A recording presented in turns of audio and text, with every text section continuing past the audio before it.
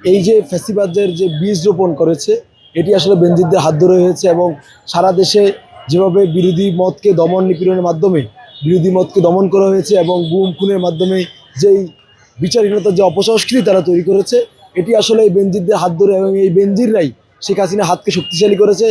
বেনজিরদের কারণেই বাংলাদেশে মানুষের বাকস্বাধীনতা, ভোটের অধিকার হরণ এবং সকল ধরনের অপকর্ম এই বেনজিররাই করেছে এবং বেনজিরদের কারণেই বাংলাদেশের মানুষ বিগত 17 বছর তারা শান্তিতে থাকতে পারেনি এবং যারা বিরোধী মত ছিল তারা তাদের পরিবারের সাথে সময় কাটাতে পারেনি, তারা গুমের শিকার হয়েছে, তারা খুনের শিকার হয়েছে, তাদেরকে অবৈধভাবে গ্রেপ্তার করে তাদেরকে দিনের পর দিন জেলে বন্দি করে রাখা হয়েছে।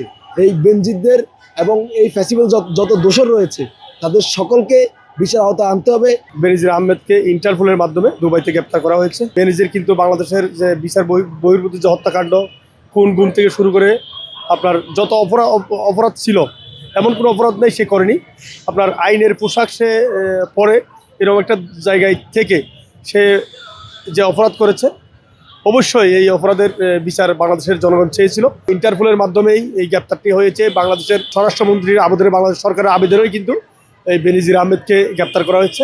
আমরা আশা করছি অতি দ্রুতই তাকে দেশের নিয়ে এসে শাস্তির মুখোমুখি করা হবে ইনশাআল্লাহ। বাপ তার বাপকেও ছাড়েন। বেনজির আহমেদ রাষ্ট্রের কর্মচারী ছিলেন, পুলিশে চাকরি করতেন এবং পুলিশের শীর্ষ কর্মকর্তা ছিলেন, কিন্তু তার বিরুদ্ধে বিভিন্ন জায়গায় মানুষের জমি দখল থেকে শুরু করে অসংখ্য অভিযোগ আছে। এই অভিযোগগুলো যখন উঠছিল তখন দেশে একটি সরকার ছিল, কিন্তু সরকার তাকে নিবৃত করার চেষ্টা করেনি। তিনি কোথাও কোথাও কখনো কখনো রাষ্ট্রের থেকে, সরকারের থেকে বেশি ক্ষমতাশালী মনে করতেন। আজকে প্রমাণ হলো যে সর্বোচ্চ ক্ষমতা হচ্ছে আইন। আমরা এই বেনজিরের কাছ থেকে অন্য যে সরকারি কর্মকর্তারা ছিলেন অথবা আছেন তারাও যেন শিক্ষা গ্রহণ করেন যে আইনের উপরে কেউ না। দুর্নীতি বিষয়ে তার বিরুদ্ধে ব্যাপক অভিযোগ রয়েছে। দুদকের কাছে যে অভিযোগ, সে অভিযোগে তাকে ওখানে গ্রেপ্তার করা হয়েছে।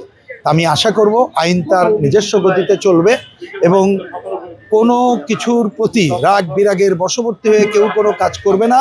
প্রকৃত অপরাধী এবং তার যে অপরাধের মাত্রা সেটি বিবেচনা করে যার যার প্রাপ্য শাস্তি সেটা দেয়া হবে।